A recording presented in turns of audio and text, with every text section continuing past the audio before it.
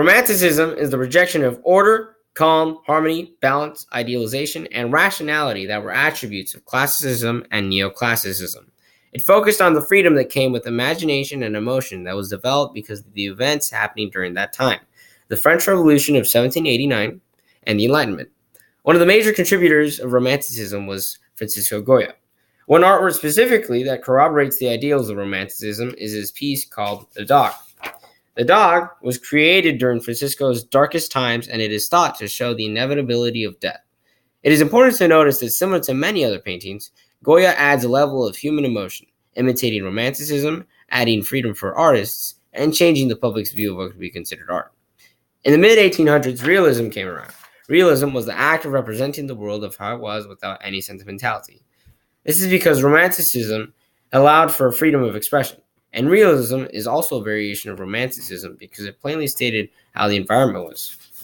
One notable realism writer was Charles Dickens, who first started writing out the Pickwick Papers, which was a satirical and humorous view of hardships of the lower and middle classes. Charles Dickens wrote many books that showed the grim reality of the time.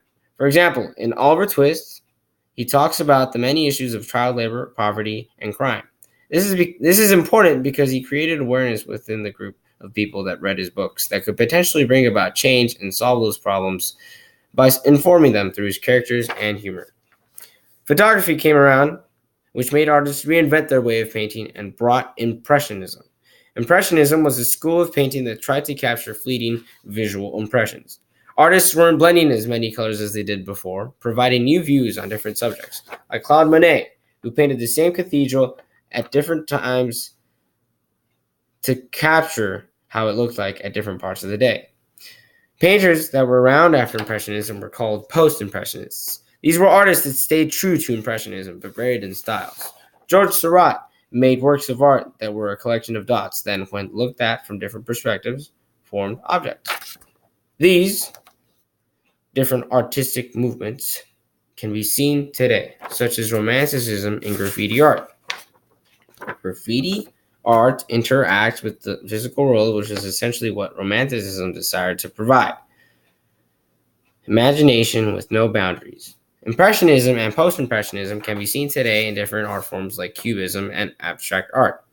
It focused on the importance of abstract patterns, geometric shapes, and shifting everything to one side, which are also essential for cubism and abstract art. The different artistic movements were all progressing towards the idea of freedom and that the artist, their pieces, their work could convey whatever they wanted without any restraints. Thank you for listening to my presentation.